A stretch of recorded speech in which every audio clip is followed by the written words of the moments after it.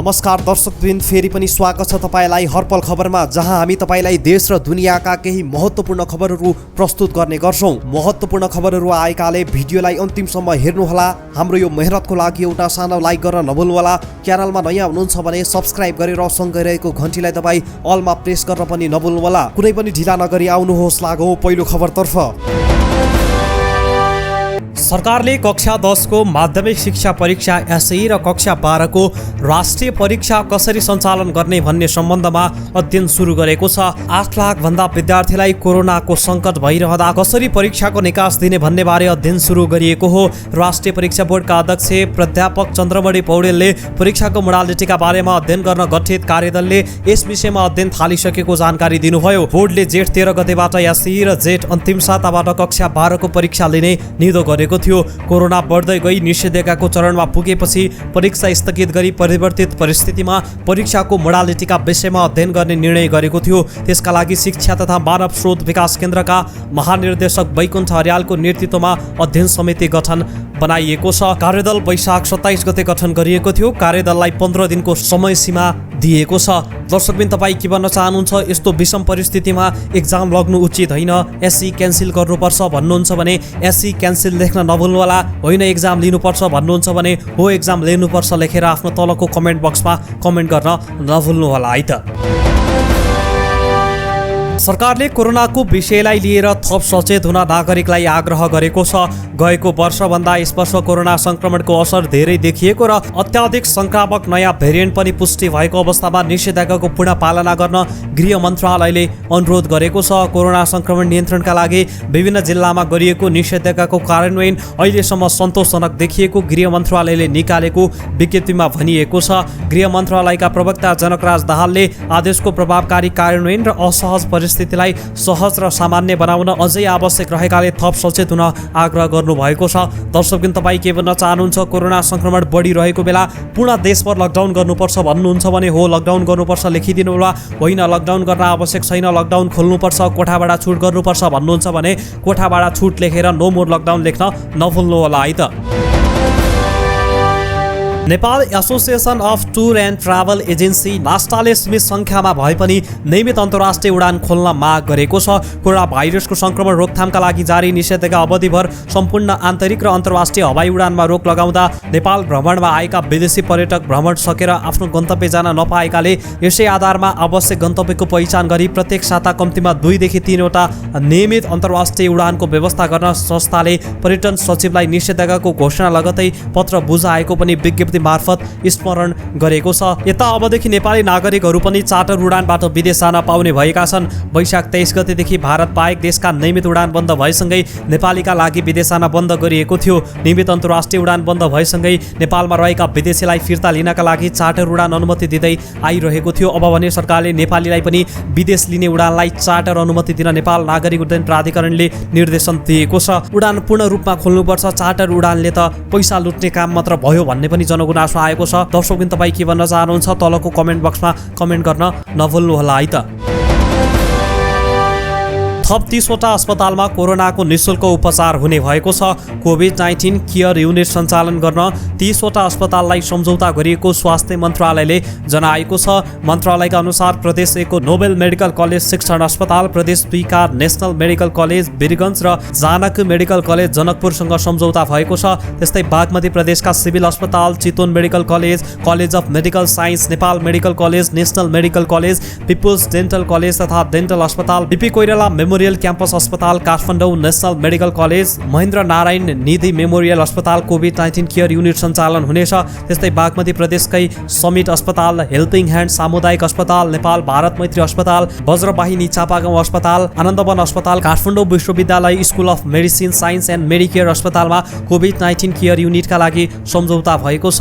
Corona बिरामीका उपचार गर्नका लागि अन्य अस्पतालसँग पनि कोभिड-19 केयर युनिट सञ्चालनका लागि सम्झौता गर्ने प्रक्रिया चलिरहेको मन्त्रालयले जनाएको छ। तपाईलाई हामीले सबै प्रदेशका कुन अस्पतालले निःशुल्क उपचार गर्दैछन् त्यसबारेमा पनि दृश्यमा देखाइरहेका छौँ। सर्वोच्च अदालतले निषेधाज्ञा वा बन्दाबन्दीको अवधिमा मूल्य अभिवृद्धि कर भ्याट भ्याट विवरण र कर दाखिला नगरेमा जरिवाना असुल नगर्न सरकारको नाममा अन्तरिम आदेश जारी गरेको छ। सर्वोच्च अदालतकी न्यायाधीश मीरा खड्काको एकल इजलासले यस्तो आदेश जारी गरेको हो। निषेधाज्ञा तथा बन्दाबन्दी पूर्ण रूप खुलेपछि पनि बाटोको म्याद बाहेक 30 दिनभित्र विवरण र कर बुझाउन सक्ने गरी आवश्यक व्यवस्था मिलाउन समेत सर्वोच्चले अन्तरिम आदेशमा भनेको छ। निषेधाज्ञा वा बन्दाबन्दी लागू भएको समय अवधिसम्म मूल्य अभिवृद्धि कर विवरण र कर दाखिला नगरेमा जरिवाना असुल नगर्नु नगराउन, बन्दाबन्दी पूर्ण रूपमा खुलेपछि बाटोको म्याद बाहेक 30 दिनभित्र विवरण र कर बुझाउन सक्ने गरी आवश्यक व्यवस्था मिलाउनु आदेशमा भनिएको छ। यसरी सर्वोच्चले निषेधाज्ञा अवधिभर कर नतिरे पनि जरिवाना नलिनु भन्ने आदेश जारी गरेको छ। दर्शकवृन्द, तपाईँ के भन्न चाहनुहुन्छ तलको कमेन्ट बक्समा कमेन्ट गर्न नभुल्नुहोला है त। भारतले अक्टोबरसम्म कोभिड-19 विरुद्धको खोप निर्यात गर्ने सम्भावना नरहेको सरकारी स्रोतलाई उद्धृत गर्दै रोयटर्सले जनाएको छ। नेपालले अग्रिम भुक्तानी गरेर सेरम इन्स्टिच्युटबाट किनेको 20 लाख डोजमध्ये 10 लाख डोज खोप भारतबाट आउन बाँकी नै छ। भारतको पछिल्लो निर्णयले त्यो खोप नेपालले लामो समय नपाउने देखिएको छ। भारतको भर परेर नेपालले अन्य मुलुकबाट खोप किन्न ठोस पहल पनि गरेको छैन। त्यसबाट नेपाल बाहेक बङ्गलादेश, श्रीलङ्का लगायत मुलुकले खोप अभियान पनि प्रभावित हुनेछ। त्यस्तै यसले विश्वव्यापी कोभ्याक्स कार्यक्रमलाई धक्का पुर्याउने जनाइएको छ। करिब 1 महिना अघि कीर्तिमानी सङ्ख्यामा सङ्क्रमण बढ्न थालेपछि भारतले खोप निर्यातमा रोक लगाएको थियो। यसअघि भारतले विश्वभर 6.5 करोड डोज निर्यात गरेको थियो। हामीले यो सन्देश आधिकारिक रूपमा अन्य मुलुकलाई दिन जरुरी छैन, किनभने यो हामीका लागि बाध्यकारी छैन, रोयटर्सले भारतीय स्रोतलाई उद्धृत गरेको छ। तर यो कुरा आन्तरिक रूपमा छलफल भएको छ। केही मुलुकलाई हामीले थप खोपको अपेक्षा नगर्न भनिसकेका छौँ, रोयटर्सले उल्लेख गरेको छ। तर कुन कुन मुलुकलाई यस्तो सन्देश दिएको हो खुलाएको छैन। यसरी भारतले अक्टोबरसम्म खोप निर्यात नगर्ने भएपछि नेपालको खोप अभियान प्रभावित हुने निश्चित भएको छ। काठमाडौँ उपत्यका सहित देशका धेरै ठाउँमा आज पानी परिरहेको छ। भारतमा आएको चक्रवातका कारण मौसम बदली भएर पानी परेको जलतथा मौसम पूर्वानुमान महाशाखाले जनाएको छ। महाशाखाले झरी पर्ने र केही ठाउँमा ठुलो पानी पर्ने भएकाले सावधानी अपनाउन आग्रह गरेको छ। प्रदेश 1, गण्डकी र बागमती प्रदेशका केही ठाउँमा ठुलो पानी पर्ने सम्भावना रहेको समेत महाशाखाले जनाएको छ। त्यस्तै राति कर्णाली, लुम्बिनी र सुदूरपश्चिमका केही ठाउँमा समेत ठुलो पानी पर्न सक्ने महाशाखाको अनुमान छ। त्यस्तै हिमाली भेगमा पनि भारी हिमपात र वर्षाको सम्भावना रहेको मौसमविदहरूले बताएका छन्। शनिबारसम्म नै मौसम बदली हुने मौसमविदहरूको भनाइ छ। स्वास्थ्य तथा जनसङ्ख्या मन्त्रालयले स्वास्थ्य मापदण्ड पूरा नगरी जथाभावी आइसोलेसन सेन्टर नखोल्न सबैलाई आग्रह गरेको छ। कोभिड-19 सङ्क्रमणका बिरामीको सङ्ख्या बढेसँगै विभिन्न सङ्घ संस्थाले आइसोलेसन सेन्टर खोल्ने क्रम बढ्दै गएको भन्दै मन्त्रालयले स्वास्थ्य मापदण्ड बिनाका आइसोलेसन सेन्टर घातक हुने चेतावनी दिएको छ। ठुलो हल वा कोठामा बेड, ओढ्ने, ओछ्याउने, अक्सिजन सिलिन्डर लगायत सामग्री राखेर आइसोलेसन सेन्टर खोल्ने होडबाजी जस्तो नै चल्न थालेपछि मन्त्रालयले जथाभावी आइसोलेसन सेन्टर नखोल्न सचेत गराएको हो। स्वास्थ्य मन्त्रालयका सहप्रवक्ता डाक्टर समीर कुमार अधिकारीले आइसोलेसन सेन्टर खोल्दै गर्दा अति आवश्यक स्वास्थ्य कर्मीहरू, उपचारमा चाहिने उपकरण, औषधिहरू र क्रिटिकल केयरका लागि लैजाने अस्पतालहरूको समन्वय प्रत्यक्ष निगरानीमा सुनिश्चितता गर्न सुझाव दिन्छन्। उनले सामान्य भौतिक पूर्वाधारको व्यवस्था मात्रै गरेर मापदण्ड पालना गर्न नसक्ने गरी बनाइएका आइसोलेसन सेन्टर स्वास्थ्यका हिसाबले अर्को घातक हुन सक्ने चेतावनी समेत दिएका छन्। नयाँ भेरिएन्ट सहितको कोरोना महामारीसँगै अहिले अस्पतालमा अक्सिजन अभाव छ। यो अभाव टार्न निजी क्षेत्रले पनि सिलिन्डर खरिद गरेर सरकारलाई साथ दिइरहेका छन्। निजी क्षेत्रले 9,805 सिलिन्डर र 5,000 अक्सिजन ब्याग नेपाल ल्याइसकेका छन्। सरकारले चीनबाट 20,000, निजी क्षेत्रले 9,850 र विभिन्न देशमा बसोबास गरिरहेका नेपालीले करिब 5,000 अक्सिजन सिलिन्डर नेपाल ल्याउँदैछन्। सरकार, निजी क्षेत्र र विभिन्न देशमा बसोबास गरेका नेपालीले करिब 35,000 अक्सिजन सिलिन्डर नेपाल ल्याउन लागेका हुन्। यता स्पेनबाट स्वास्थ्य सामग्री लिएर चार्टर विमान काठमाडौँ आइपुगेको छ। स्पेनले नेपाललाई कोरोना महामारी रोकथाम तथा नियन्त्रणका लागि दिएको ठूलो मात्राको स्वास्थ्य सामग्री काठमाडौँ आइपुगेको हो। नेपाली काङ्ग्रेसका सभापति शेरबहादुर देउवाले कोरोना रोकथाम तथा नियन्त्रण गर्न प्रधानमन्त्री केपी शर्मा ओलीको ध्यान आकर्षण गराएका छन्। पार्टीका नेताहरूसहित सिंहदरबार पुगेका देउवाले प्रधानमन्त्री ओलीलाई 15 बुँदे ध्यान आकर्षण पत्र बुझाएका हुन्। उक्त पत्रमा देउवाले कोरोना फैलिनुमा सरकारको चरम लापरवाही जिम्मेवार रहेको उल्लेख गरेका छन्। यस्तो परिस्थितिमा आउनुमा सरकारको चरम लापरवाही, संवेदनहीनता जिम्मेवार छ। सरकार न विगतका गल्तीबाट शिक्षा, न काङ्ग्रेस तथा अन्य सरकारवालाहरूले दिएको सुझाव र सल्लाह आत्मसात गर्छ देउबाले भनेका छन्। स्वास्थ्य मन्त्रालयमा रहेको प्राविधिक सचिवको स्थान खाली राखेर सरकारले मन्त्रालयको प्राथमिकतालाई कमजोर पारेको समेत आरोप लगाएका छन्। सीसीएमसीको भूमिका बारे पनि देउबाले प्रश्न उठाएका छन्। त्यस्तै सबै नागरिकलाई खोप ल्याउन देउबाको माग छ। अस्पतालहरूमा शैय्यादेखि अक्सिजन लगायत स्वास्थ्य सामग्री व्यवस्थापन गर्न सरकारले जोड दिनुपर्ने देउबाले उल्लेख गरेका छन्। एपिडेमियोलोजी तथा रोग नियन्त्रण महाशाखाले कोभिड-19 भाइरसको नयाँ तेस्रो भेरिएन्ट निकै सङ्क्रामक रहेको बताएको छ। नेपालमा गएको हप्ता कोभिड-19 सङ्क्रमितको 35वटा नमुनाको जिन सिक्वेन्सिङ गर्दा 97% 34वटा B16172 नयाँ भेरिएन्ट र 3% अर्थात् एउटामा B16171 पुष्टि भएसँगै नेपालमा कोभिड-19 को तेस्रो भेरिएन्ट फैलिएको पुष्टि भएको छ। स्वास्थ्य तथा जनसङ्ख्या मन्त्रालयले पनि एक विज्ञप्ति निकाल्दै नेपालमा तेस्रो भेरिएन्ट रहेको बारे जानकारी गराइसकेको छ। यसै सन्दर्भमा एपिडेमियोलोजी तथा रोग नियन्त्रण महाशाखाले तेस्रो भेरिएन्ट यसअघि देखा परेको भेरिएन्टभन्दा 50% बढी सङ्क्रामक रहेको बताएको छ।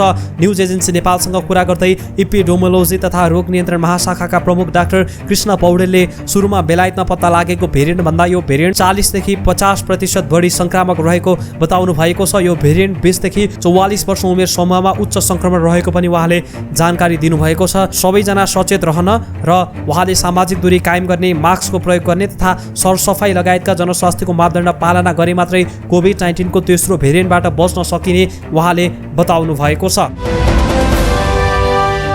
चीनले मङ्गल ग्रहमा अवतरण गराएको जुरोङ नामको यानले खिचेको पहिलो तस्बिर सार्वजनिक भएको छ। मङ्गल ग्रहमा अवतरण भएको यानले खिचेको तस्बिर सार्वजनिक भएको बीबीसीले जनाएको छ।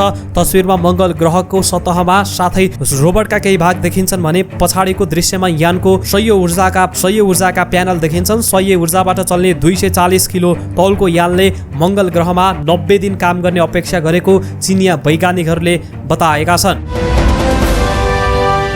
प्रधानमन्त्री केपी शर्मा ओलीले नीति तथा कार्यक्रम र बजेट अघि नै विश्वासको मत लिने तयारी गरेका छन्। संवैधानिक व्यवस्था अनुसार हरेक वर्ष 15 जेठमा सरकारले बजेट प्रस्तुत गर्ने प्रावधान छ। बजेट अघि संसदमा नीति तथा कार्यक्रमका लागि बजेट अधिवेशन हुने गर्छ। बजेट प्रस्तुत गर्ने दिन नजिकै गर्दा प्रधानमन्त्री ओलीले भने नीति तथा कार्यक्रम अगाडि नै विश्वासको मत लिने तयारी गरेका हुन्। एक मन्त्रीका अनुसार नीति तथा कार्यक्रम र बजेट अघि नै प्रधानमन्त्रीले संसदबाट विश्वासको मत लिने तयारी गरिरहेका छन्। छिट्टै अधिवेशन बोलाउने तयारी भए पनि मिति भने तय भइ नसकेको प्रधानमन्त्री कार्यालयले जनाएको छ। विपक्षी दलले सरकारको सिफारिसमा राष्ट्रपतिले बजेट अधिवेशन आह्वान गर्नुपर्ने हुन्छ, तर अहिलेसम्म अधिवेशन आह्वान नहुँदा अध्यादेश मार्फत बजेट ल्याउन खोजेको आशंका गरिन थालेको छ। प्रधानमन्त्री ओलीले विश्वासको मत प्राप्त नगरेमा सरकारले पूर्ण बजेट ल्याउन नसक्ने विपक्षी दलको भनाइ छ। काठमाडौँ महानगरपालिका शिक्षा विभागले महानगरभित्रका आधारभूत तह कक्षा 8 सम्म सञ्चालित विद्यालयलाई कक्षा 8 को परीक्षा आन्तरिक मूल्याङ्कनकै आधारमा सम्पन्न गर्न निर्देशन दिएको छ। कोरोना महामारीको दोस्रो लहरको जोखिम बढ्दै गएको र विद्यार्थीको भौतिक उपस्थितिमा परीक्षा सम्पन्न गर्न सक्ने अवस्था नभएकाले आन्तरिक मूल्याङ्कनकै आधारमा परीक्षा सम्पन्न गर्नुपर्ने विभागले निर्देशन दिएको छ। महानगर शिक्षा विभाग प्रमुख रामप्रसाद सुवेदीले लिखित निर्देशन जारी गर्दै सबै विद्यालयले जेठ 25 गतेभित्र कक्षा 8 को परीक्षाको मूल्याङ्कन सक्न निर्देशन दिएका छन्। पछिल्लो 24 घण्टामा कोरोना भाइरस सङ्क्रमणबाट भारतमा 3874 जनाको मृत्यु भएको छ। 2,76,070 जना नयाँ सङ्क्रमित थपिएका छन् भने 3,69,077 डिस्चार्ज भएका छन्। भारतमा अहिले कोरोना सङ्क्रमण दर भने घट्दै गइरहेको छ। अहिलेसम्म भारतमा 2,57,00,000 जनामा सङ्क्रमण पुष्टि भएको छ भने 2,23,00,000 सङ्क्रमण मुक्त भएका छन्। बिहिबार नेपाली बजारमा सुनको मूल्य तोलामा 400 रुपैयाँले बढेको छ। बुधबार तोलामा 100ले घटेको सुनको मूल्य आज भने बढ्न पुगेको हो। आज छापावाला सुन प्रति तोला 93,700 रुपैयाँ तोकिएको नेपाल सुनसादी व्यवसायी महासङ्घले जनाएको छ। हिजो छापावाला सुन प्रति तोला 93,300 रुपैयाँ कायम भएको थियो। आज तेजाबी सुन प्रति तोला 93,200 रुपैयाँ कायम गरिएको छ। यसै गरी आज चाँदीको मूल्य भने तोलामा 10 रुपैयाँले सस्तिएको छ। चाँदी प्रति तोला 1,360 रुपैयाँ कायम भएको छ। बुधबार चाँदी प्रति तोला 1,370 रुपैयाँ रहेको थियो। दर्शकबिन यिनै थिए आजका केही ठुला अनि महत्त्वपूर्ण खबरहरू। भोलि यही समयमा पुनः मुख्य समाचारका साथ उपस्थित हुनेछौँ। आजको लागि हामीलाई बिदा दिनुहोस्। हस्त नमस्ते।